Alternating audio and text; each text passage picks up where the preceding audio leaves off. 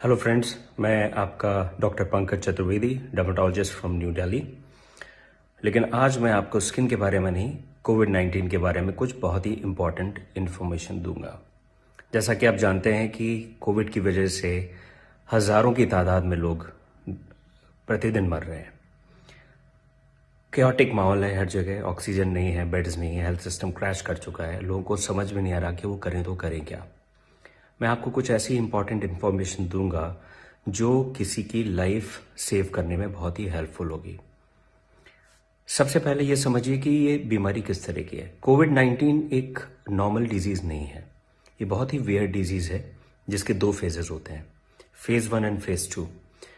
Phase 1 होता है पहले 6 दिन का, फेज़ 2 होता है दूसरे 6 दिन का। 12 दिन की डिजीज़ है, first 6 days and second 6 days. आपके लिए ये बहुत ही इम्पॉर्टेंट है जानना कि जो कोविड में मोर्टेलिटीज़ हैं, जो लोगों की डेथ्स हो रही हैं, लोग वेंटिलेटर पे जा रहे हैं और जिनको ऑक्सीजन की ज़रूरत पड़ रही है, वो फर्स्ट 6 डेज़ में नहीं पड़ती, वो सेकंड 6 डेज़ में पड़ती है। This Covid is dangerous in the second phase, not in the first one. तो अगर आप टाइमली आइडेंटिफाई कर लें कि आपका ये जो सेकंड फेज है कब शुरू हो रहा है और टाइमली अगर आप ट्रीटमेंट शुरू कर दें तो आप उस ऑक्सीजन वाले फेज में जाने से बच सकते हैं।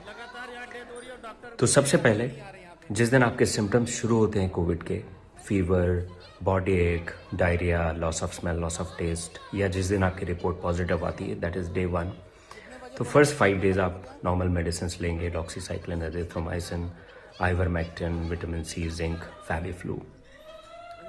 इसमें अपनी डाइट पे फोकस करें, हाइड्रेट करें और रेस्ट करें। इसमें आपको पैनिक होने की ज़रूरत नहीं है। आपको केयरफुल रहना है जिस दिन आपका 6th डे है और 7th डे है। 6th एंड 7th डे से आप केयरफुल हो जाएंगे और अगले 1 हफ्ते तक you will be very very careful, because इसी फेज में कॉम्प्लिकेशंस बिल्डअप होते हैं और इसी फेज में लोगों की डेथ्स होती है। 6th डे आप एक सीटी स्कैन कराएंगे चेस्ट का और एक टेस्ट आप कराएंगे इन्फ्लेमेटरी मार्कर्स का, जिसमें सीआरपी सबसे इंपॉर्टेंट है। कुछ और भी टेस्ट हैं जैसे डी डाइमर और इंटरल्यूकिन 6, अगर करा लें तो बेटर है, और कंप्लीट ब्लड काउंट। अब इनका रोल क्या है? इनका रोल ये है कि अगर 6ठे दिन आपका सीटी स्कैन माइल्ड है तो इसका मतलब ये है कि आपकी जो डिजीज़ है वो आपको ज़्यादा ट्रबल करने वाली नहीं है। अगर आपका सीआरपी लेवल बहुत माइल्ड है, नॉर्मल है या रेज्ड ज़्यादा नहीं है, इसका मतलब ये कि आपकी बॉडी में जो इन्फ्लेमेशन बिल्डअप हो रहा है वो ज़्यादा नहीं बिल्डअप हुआ है और आपको पैनिक होने की ज़रूरत नहीं है। Of course you have to be careful, but panic mode में जाने की ज़रूरत नहीं है। लेकिन अगर आपका सीटी स्कैन शो कर रहा है कि आपके चेस्ट में लंग इन्वॉल्वमेंट मॉडरेट है या सिवियर है और आपका सीआरपी लेवल भी बढ़ा हुआ है, that means you will be in trouble after few days. इसलिए आपको बहुत ही केयरफुल रहना है। अगर ये लेवल्स आपके मॉडरेट टू सीवियर आते हैं, सीआरपी का लेवल बढ़ा हुआ आता है, तो immediately you will consult a physician and from 6th और 7th day you will start your steroids and blood thinners.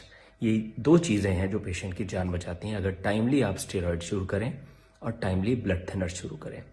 लेकिन इसका मतलब ये नहीं कि आप अपने आप को सेल्फ मेडिकेट करें, क्योंकि अगर स्टेरॉइड्स आपने फर्स्ट फेज में ले लिए, क्योंकि आजकल सोशल मीडिया पे और व्हाट्सएप यूनिवर्सिटी में बहुत सारे लोग ज्ञान देते हैं कि हाँ स्टेरॉइड्स बड़े यूजफुल हैं, और जैसे ही पेशेंट्स की रिपोर्ट आती है डे 1 से वो स्टेरॉइड शुरू कर देते हैं। That is bad.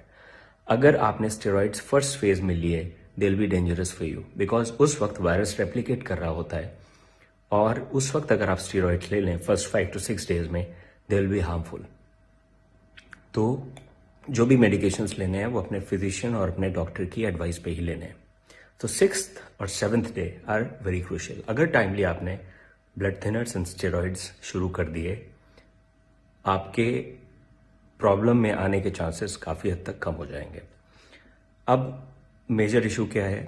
हमारा कॉमन टिपिकल इंडियन माइंडसेट कि जैसे ही हमारा 5वें दिन फीवर कम होता है हमें लगता है वी आर फाइन, हम ठीक हो गए। शुरुआत के 5 दिनों में हम हर 3 घंटे में अपना ऑक्सीजन लेवल चेक करते हैं, लेकिन 5th डे जब हमारा फीवर नॉर्मल हो जाता है, we throw away our oximeter, हमें ध्यान नहीं रहता कहाँ रखा हुआ है, and we forget to measure any kind of oxygen saturation, right? Of course fever comes down, 5th, 6th, 7th day कुछ नहीं होता, 8th डे भी कुछ नहीं होता, 9th day suddenly person starts feeling shortness of breath, weakness, कई लोग फेंट हो जाते हैं, कई लोग ब्लू पड़ने शुरू हो जाते हैं, क्योंकि that is the time when the oxygen dips suddenly. Covid में एक मेजर इशू है हैप्पी हाइपोक्सिया। दैट मीन्स जब तक ऑक्सीजन सैचुरेशन 80-85 तक नहीं चला जाता, पेशेंट को फील ही नहीं होता, वो नॉर्मल रहता है। He starts doing his daily routine activities, उसको लगता है मैं तो ठीक हूँ। और उसको उस वक्त अगर कोई बताता भी कि आप मेडिसिन ले लो, उसको लगता है कि क्या बता रहा है मुझे, because I am perfectly fine, why should I take medical care, because I don't feel anything. But that is the time, if you check, lot of people, they have subclinical hypoxia. Their oxygen saturation is 90, 85, sometimes 80, but they're doing perfectly fine. But that is the time when we have to be very, very careful and the person needs medicine. Because उसके बाद का जो phase है जिसमें oxygen saturation और down जाता है, there is sudden deterioration of the patient. उसके बाद ऑक्सीजन की जरूरत पड़ती है, देन यू स्टार्ट पैनिकिंग कि ऑक्सीजन सिलेंडर मुझे चाहिए, मुझे ऑक्सीजन चाहिए। We know that we are having short supply of oxygen, oxygen demand बढ़ी है। Overnight we can't produce 20 times 50 times more oxygen. No country can. So after 6th day you will check your oxygen saturation every 2 hours. हर 2 घंटे पे आप अपना oxygen saturation check करेंगे। कैसे check करेंगे? Right hand, या अगर आप लेफ्ट हैंडेड पर्सन है तो आपका लेफ्ट हैंड, उसकी मिडिल फिंगर, और वो भी तब जब ये मूव ना कर रही हो। तो इसको आप स्टेबल पोजीशन में रखेंगे, ऑक्सीमीटर लगाएंगे और कोशिश करेंगे कि इसमें कोई मूवमेंट ना हो। उस वक्त आप अपना ऑक्सीजन सैचुरेशन चेक करेंगे।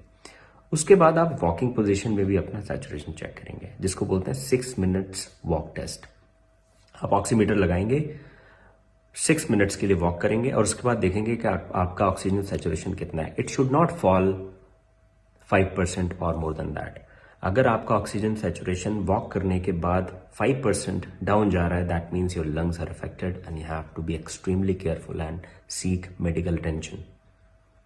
अगर आपका बैठे हुए ऑक्सीजन सैचुरेशन 90 आ रहा है, लेकिन आप वॉक कर रहे हैं उसके बाद वो 85 हो जाता है, that means your lungs are affected. तो इस चीज का भी आपको बहुत ध्यान रखना है। So we have to avoid that situation. हमें उस कंडीशन में पहुंचना ही नहीं कि हमें ऑक्सीजन की जरूरत पड़े, बिकॉज जब आप स्टेज में पहुंच जाते हैं तो ऑलरेडी डैमेज हो चुका होता है। काफी हद तक रिकवर होने के चांसेस 50-50 होते हैं। आप बच भी सकते हैं, आप नहीं भी बच सकते हैं। तो आपको उस स्टेज में पहुंचना नहीं है। You have to prevent that situation and you can only prevent by identifying the timeline of covid and taking proper measures right from day 6 और day 7, right?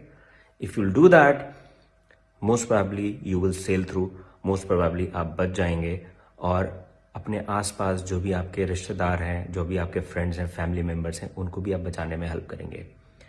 फ्रेंड्स, ये जो वक्त है, ये जो समय है, वो है एक दूसरे की हेल्प करने का। मैं डर्मेटोलॉजिस्ट हूँ, but still I am making this video so that I can make you aware. Most of the people who are suffering right now, they are suffering because they couldn't take timely measures, क्योंकि उनको पता नहीं था कि problem 6th-7th day से शुरू होती है। They thought that 4 or 5 days fever was there and after that they became perfectly fine। 5वें दिन फीवर चला गया, मैं तो ठीक हो गया। Because of this, they don't know. Please educate them, okay? And do not ignore your symptoms. Consult a physician, online consultation कर सकते हैं। स्टैंडर्ड गाइडलाइंस हैं कोविड केयर के, एंड पैनिक में ना रहें। अगर इन चीज़ों को आप फॉलो करेंगे, most of you will be fine. Take my words. Thank you.